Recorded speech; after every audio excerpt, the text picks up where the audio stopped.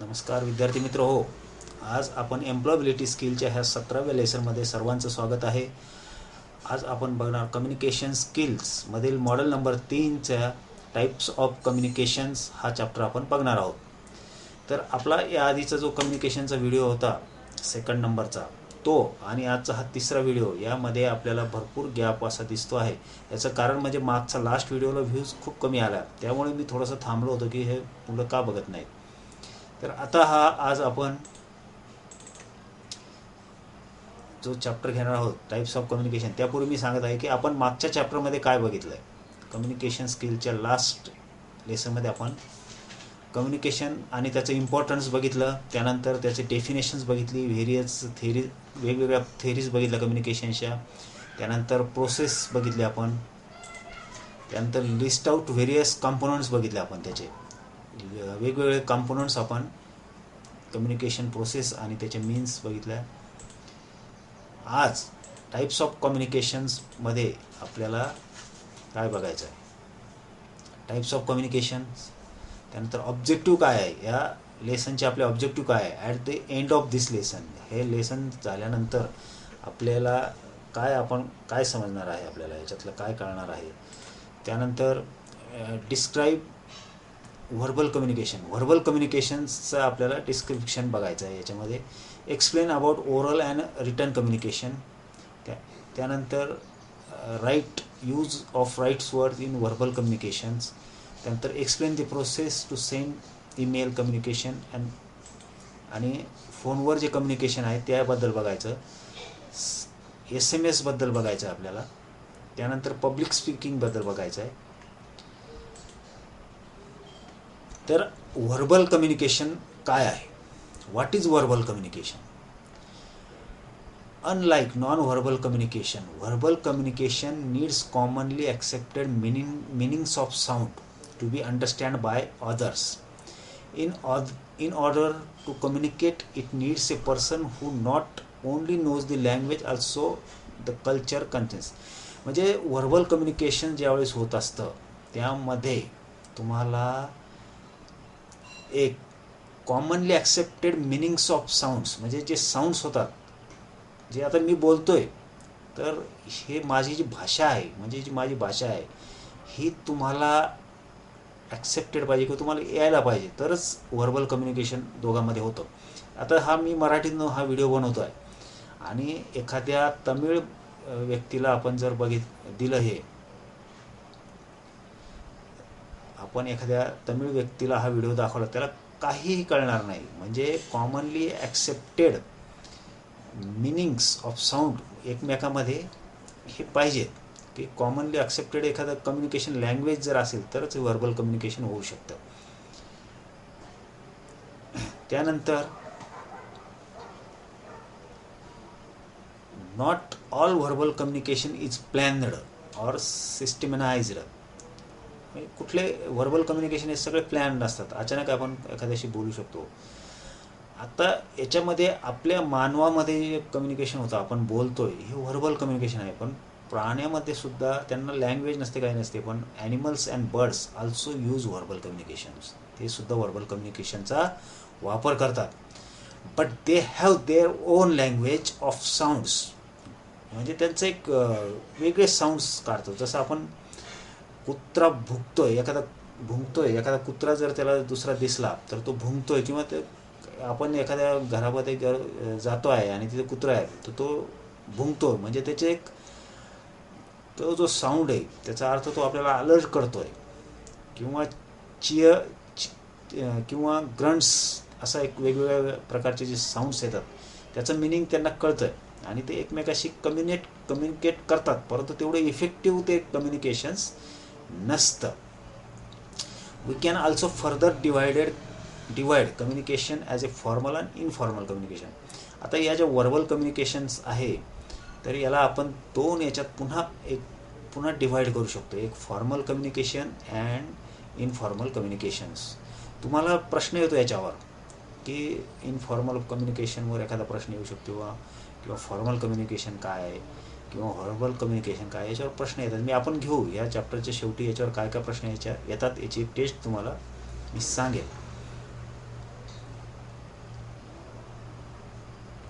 A meaning of a sentence changes depending on the context. If the sentence spoken is informal setup means one things would probably mean something else in formal text contents. Meaning of sentence changes. जर formal एखादं sentence आहे ते जर formal कम्युनिकेशनमध्ये झालं तर त्याचा अर्थ वेगळा होतो आणि इनफॉर्मल कम्युनिकेशनमध्ये जर झालं तर त्या मिनिंग त्या सेंटेन्सचा अर्थ वेगळा होतो. Oral and written communication. आता ओरल, आता मी जे बोलतोय तुमच्याशी, oral communication. Oral communication is a transfer of information from sender to receiver using words. मी आता तुमच्याशी बोलतो, हे ओरल कम्युनिकेशन आहे. हे कम्युनिकेशन असं आहे की transfer of information from sender, माझ्याकडनं तुम्हाला इन्फॉर्मेशन जाते using words at times of visual ads. Example of oral communication includes discussion. आपण बोलतो ते सुद्धा ओरल कम्युनिकेशन आहे. स्पीच ते ओरल कम्युनिकेशन आहे. एखादं प्रेझेंटेशन चालू आहे ते सुद्धा ओरल कम्युनिकेशन आहे. अँड फेस टू फेस आपण समोरासमोर बोलतोय ते सुद्धा एक ओरल इंटरॅक्शन आहे किंवा ओरल कम्युनिकेशन आहे. For effective oral communication we need to have clarity. आपल्याला क्लिअर वर्ड आपल्याला आली पाहिजे किंवा त्या वर्डचं मिनिंग आपल्याला एक्झॅक्ट क्लिअर आलं पाहिजे. ज्याच्याने काय होईल की प्रिसिजन इन आवर कम्युनिकेशन, म्हणजे आपल्या कम्युनिकेशनमध्ये योग्य प्रकारे कम्युनिकेशन होईल. Benefits of oral communication it is quick and direct method of feedback is immediate. म्हणजे ओरलचं काय की खूप क्विक होतं आणि डायरेक्ट आपण बोलतो एखाद्या विद्यार्थ्याशी किंवा एखाद्या शिक्षकाशी, तर हे डायरेक्ट कम्युनिकेशन होतं आणि फीडबॅक इमिडिएट मिळतो. हा ओरल कम्युनिकेशनचा फायदा आहे.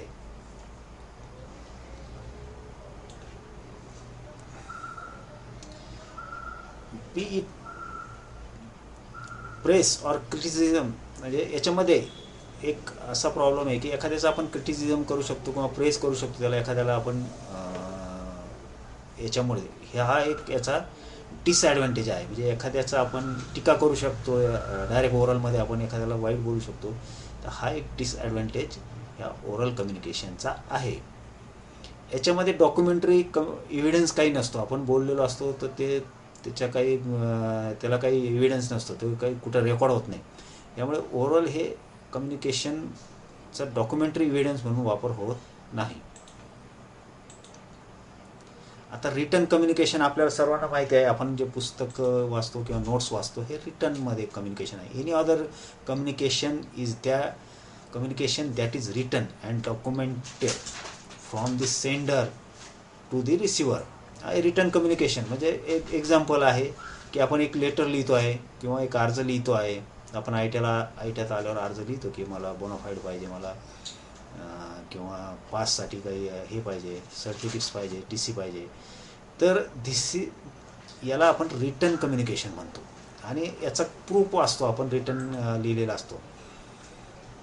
Return communication has advantage of providing records. याचा ॲडव्हान्टेज म्हणजे रेकॉर्ड असतं. याचं कुठं केव्हाही गेलं तर लेखी जे लिहिलेलं असतं त्याच्यावर रेकॉर्ड असतं की हे या माणसाकडून आम्ही लेखी घेतलेलं आहे आणि ते लिगली किंवा हे होतं, त्याला स्टँड घेऊ शकतो त्याच्यावर आपण लिगली की ही लेखी आपण यांच्याकडनं घेतलेलं आहे. लिगल एव्हिडन्स होतो, पुरावा होतो, हा कायदेशीर पुरावा होतो लेखी जर आपण घेतलं तर. In this communication we will get immediate feedback. We will not get immediate feedback. म्हणजे जसं आपण ओरली आपण प्रत्यक्ष बोलतो तर इमिडिएट फीडबॅक मिळतो. आपण जर एखाद्याशी समोरासमोर बोलतो आहोत तर इमिडिएट तो येस नो काय बोलतो, पण लेटर ती लिहिलं आपण एखाद्याला तर त्याचं इमिडिएट फीडबॅक येत नाही. आपण समजा पत्र लिहिलं तर त्याचं उत्तर यायला उशीर होतो आपल्याला. म्हणजे रिटन कम्युनिकेशनचा हा एक तोटा आहे. It has its own limitation. It does not have additional help from body language. आता लेटर ज्यावेळेस आपण लिहितो तर त्याच्यामध्ये बॉडी लँग्वेजचा काही वापर करता येत नाही आपल्या लेटरमध्ये. कारण तर दिसत नाही त्याच्यामध्ये. आता जसं मी बोलताना एखाद्या वेळेस आवाज वाढवेल किंवा बोलण्याचा टोन वाढवेल किंवा बॉडी लँग्वेज आपण बदलू शकतो. प्रत्यक्ष ज्यावेळेस शिकवतो आपण तर त्यावेळेस आवाजाचा जो टोन वाढवला किंवा एखादा कमी केला तर ते महत्त्वाचे पॉईंट्स आपल्याला तिथं हायलाईट करता येतात की याच्यामध्ये आपल्याला तसं काही करता येत नाही रिटन कम्युनिकेशनमध्ये. Choosing the right words in verbal communications. आता हे नेहमीच आपल्याला आपण ऐकतोय, ज्यावेळेस आपण व्हर्बल कम्युनिकेशन करतो, डायरेक्ट आपण बोलतो, तर त्यावेळेस आपण राईट वर्ड्स म्हणजे योग्य शब्द आपण वापरले पाहिजे. आपण नेहमी बघतो, आपण काही एखाद्या शब्दाहून भांडण होतं किंवा असं काही होतं की गैरसमज होतं, आपण काही बोलायला जातो आणि ते दुसराच ऐकतो, ऐकणारा म्हणजे ते कम्युनिकेशन व्यवस्थित होत नाही. व्हर्बल कम्युनिकेशनमध्ये सर्वात महत्त्वाचं आहे की right words in verbal communication. You choose right words. Good words and worth much, cost little. म्हणजे चांगले जर वर्ड्स वापरले तर आपल्याला त्याची किंमत मोजावं लागत नाही, कमी मोजावं लागते.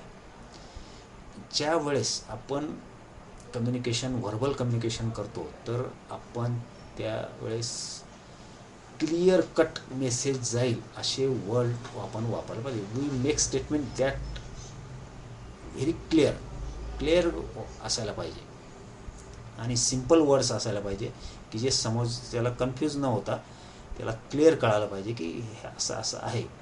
बऱ्याचदा काय होतं की आपण एखादं कम्युनिकेशन्स करतो, समजा एखादे शिक्षक काही सांगतात तुम्हाला आणि तुमच्यापर्यंत ते दुसरंच पोचतं आणि त्याचा इफेक्ट काय होतो की तिसराच इफेक्ट होतो.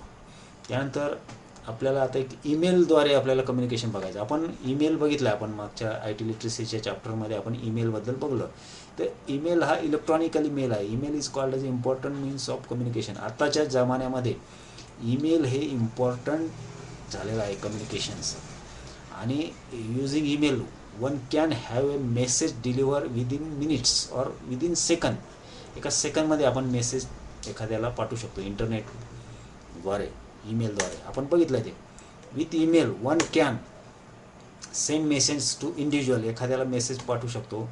Send message to groups. खूप मोठ्या ग्रुप्सला मेसेज पाठवू शकता ईमेलद्वारे. Send formatted files such as word documents. आपण वर्ड डॉक्युमेंट्स, इमेज किंवा व्हिडिओज किंवा पिक्चर्स आपण ईमेलद्वारे पाठवू शकतो.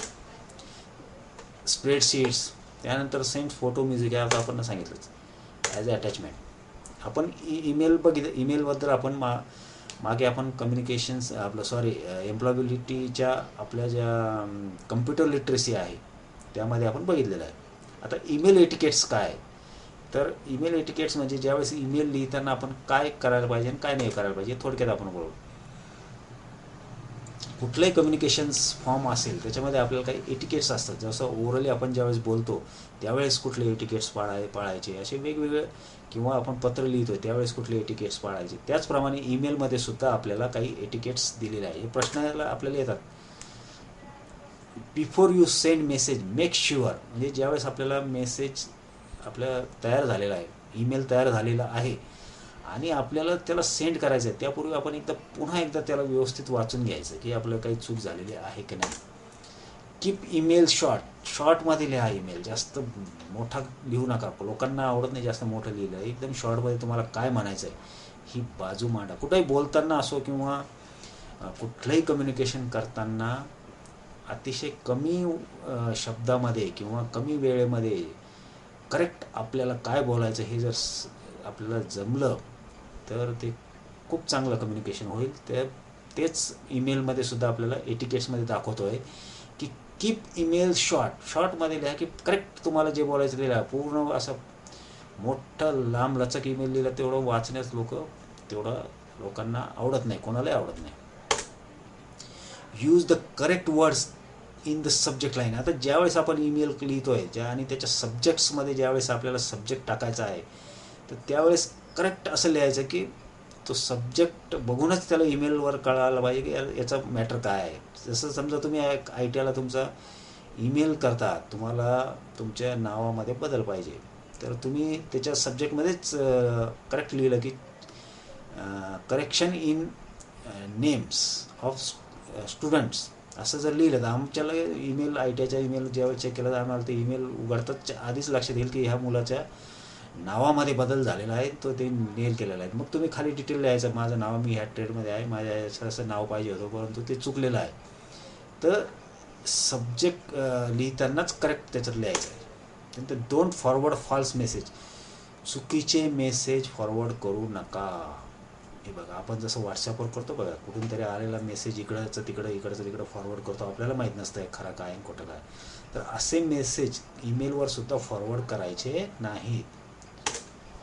Use antivirus software. ज्यावेळेस तुम्ही ईमेल किंवा तुम्ही कंपनीसाठी ज्यावेळेस चांगला ईमेल वगैरे तुम्ही नेहमी सेंड करताय, तुमचं महत्त्वाचे मेसेज असेल, तर त्यावेळेस कम्प्युटरला तुम्ही चांगला अँटीव्हायरस लावण्याची गरज आहे.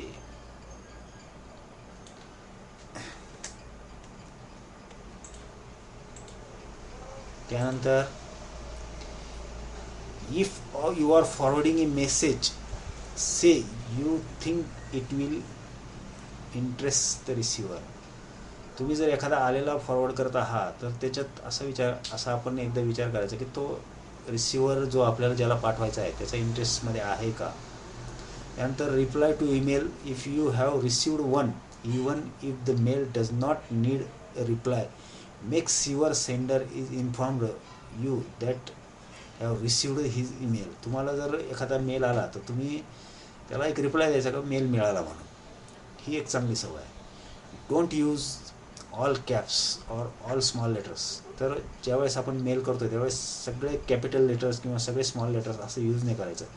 ग्रॅमॅटिकली करेक्ट कॅपिटल आणि स्मॉल लेटर यूज करायचे. Don't paste attachments in the body of the mail. काय अटॅचमेंट डायरेक्ट त्याच्या मेलमध्ये नाही करता, त्याला सेपरेट अटॅच करायच्या. ज्यावेळेस तुम्ही मेल करता त्यावेळेस तुमच्या लक्षात येईल. आता SMS अजून एक कम्युनिकेशनचं माध्यम आहे. आपण आता बघितलं व्हर्बल, नॉन व्हर्बल, त्यानंतर तुमचं ईमेल, ओरल, असे वेगवेगळ्या पद्धतीचे आपण जे कम्युनिकेशन बघितले. त्याच्यामध्ये आता हा एक SMS आहे. SMS आपण नेहमी करतो का याच्यावरून, आपल्या फोनवरून. तर SMS तुम्हाला एक सगळ्यात महत्त्वाचा एक असा प्रश्न येतो की त्याचं SMS लॉंग फॉर्म विचारलं जातं. तर another common form of communication is SMS. SMS एक कम्युनिकेशनचा मीडियम आहे. SMS stand for short message service.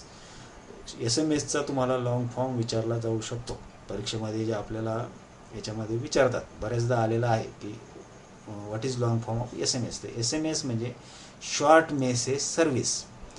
Other names of SMS are texting. आपण बऱ्याचदा म्हणतो आपण टेक्स्ट करा का म्हणतो, किंवा टेक्स्ट मेसेज करा किंवा टेक्स्ट मेसेजिंग, हे आपण SMSलाच म्हणतो. पण याचा मेन आहे short message service. Short message can be send from one cell phone to another cell phone. एका सेल फोनहून म्हणजे एका मोबाईल फोनहून आपण दुसऱ्या फोनला आपण मेसेज SMSद्वारे येतो. आपल्याला बघा SMS भरपूर येत असतात कंपनीचे किंवा एखाद्या आपल्या ITIचे पण मेसेज येतो. ज्यावेळेस आपण ॲडमिशनसाठी प्रोसेस करतो तर SMSसुद्धा एक कम्युनिकेशनचा मीडियम आहे. SMS is a unique form of communication. It is originally considered informal. But now it is become accepted from an official communications. Actually हे इन्फॉर्मल कम्युनिकेशन होतं, परंतु आता ऑफिशियल कम्युनिकेशन म्हणून SMSचा आता वापर होतो. SMS is also unique because it has given rise to creation of new SMS language. SMS हा आता एक युनिक झालं, एक वेगळ्या पद्धतीचं कम्युनिकेशन झालं आणि त्याची एक लँग्वेजसुद्धा चेंज झालेली आहे SMSची. आपण बघतो SMSमध्ये शॉर्ट फॉर्ममध्ये आपण गुड नाईट असेल GD NGT असं काहीतरी टाकतो. ते एक शॉर्ट फॉर्ममध्ये SMSचा वापर होतो, कारण त्याला आपल्याला शब्दाची मर्यादा असते. त्यानंतर कंटेंट रायटिंग. आपण एखाद्या कंटेंट राईट करतो आहे, ब्रीफमध्ये काहीतरी एखादा छोटासा कंटेंट राईट करतो आहे, तर ते राईट करणे, कंटेंट राईट करणे हे सुद्धा एक कम्युनिकेशन आहे. हा रिटर्न मेसेज असतो. आता कंटेंट राईट्समध्ये जसं आपण एखाद्या पेपरला आपण छोटीशी एक बातमी देतो आहे किंवा काही असेल तर हे कंटेंट रायटिंग झालं. त्यानंतर टेलिफोन कन्व्हर्सेशन हा एक कम्युनिकेशनचा प्रकार झाला. मोबाईल टेलिफोन्स सगळीकडे झालेले आहे, प्रत्येकाकडे मोबाईल झालेले आहे. त्याच्यावर आपण जे बोलतो ते सुद्धा एक कम्युनिकेशनचा एक प्रकार आहे. आता पब्लिक स्पीकिंग म्हणजे काय की एखाद्या कार्यक्रमात आपण एक 10, 15, 20 लोक बसलेले आहे आणि तिथे आपल्याला बोलायला सांगितलं, त्याला म्हणतात public speaking. Another area where people have difficult in public speaking. बऱ्याच लोकांना पब्लिकली बोलता येत नाही, ते घाबरतात. मायक्रोफोन किंवा माईक दिसला की थोडं भीती वाटते. बरेच आपले विद्यार्थी असतात की ज्यांना स्टेजवर पहिल्यांदा गेले तर हातपाय थरथर थरथर कापतात. तर पब्लिक स्पीकिंगचा एक फेअर असतो, भीती असते की कसं बोलायचं, काय बोलायचं. आणि स्टेजवर गेल्यानंतर आणि खूप काही आठवत नाही काय बोलायचं असतं, किंवा काय बोलावं, हळू आवाजात बोलतो, समोरच्याला ते कळत नाही, त्याच्यावर कमांड नसते, तसे कॉन्फिडन्स नसतो, सेल्फ कॉन्फिडन्स. अशा वेगवेगळ्या प्रकारच्या पब्लिक स्पीकिंगमध्ये आपल्याला अडचणी येतात. तर पब्लिक स्पीकिंगमध्ये ज्यावेळेस तुम्हाला एखाद्या स्टेजवर बोलायचं असेल तर काय करायला पाहिजे, तर 3 Ps of public speaking. 3 Ps त्यांनी जे सांगितलेलं आहे आपल्याला, की पब्लिक स्पीकिंगमध्ये बोलताना 3 Ps कोणकोणते येतं. पहिलं P काय करायचं, तर प्रिपेअर करा. तुम्ही काय करायचं, कशावर, कोणत्या विषयावर भाषण करायचं हे आपल्याला आधी माहिती पाहिजे. आणि ते माहिती झाल्यावर त्याच्याबद्दल प्रिपरेशन करायचं. समजा आपल्याला एखाद्या गांधी जयंतीबद्दल बोलायचं आहे किंवा सावित्रीबाई फुले जयंतीनिमित्त बोलायचं आहे, तर त्या विषयाबद्दल थोडं आपल्याला आधी जर माहीत झालं तर त्याचं प्रिपरेशन करता येतं. त्या एखाद्या महान व्यक्तीवर बोलायचं असेल तर त्याच्याबद्दलची माहिती आपल्याला एक्झॅक्ट आपल्याला काढून घेता येते, त्याला म्हणतात प्रिपेअर करणे. त्यानंतर प्रॅक्टिस. ते प्रिपरेशन झाल्यानंतर त्याच्यावर बोलण्याची प्रॅक्टिस आपण आधी करायला पाहिजे. पहिलं P आहे प्रिपेअर, त्यानंतर सेकंड P आहे प्रॅक्टिस करा, आणि थर्ड P आहे परफॉर्म, म्हणजे डायरेक्ट परफॉर्म आपण स्टेजवर करायचं आहे. हे जर व्यवस्थित जर झालं, 3 P हे जर व्यवस्थित पाळले तर आपण पब्लिक स्पीकिंगमध्ये आपण परफेक्ट होऊ शकतो. म्हणजे वरचे हे 3 इम्पॉर्टंट P's आहे पब्लिक स्पीकिंगसाठी, हे आपल्याला दिलेले आहे. आता आजचा आपला हा व्हिडिओ आज संपलेला आहे. तरी मी सर्वांचे आपले धन्यवाद देतो. तुमचे काही सजेशन्स असेल तर कृपया कळवा, काही फीडबॅक्स असेल तर सांगा, खाली कॉमेंट्स बॉक्समध्ये कॉमेंट्स करा. थँक्यू.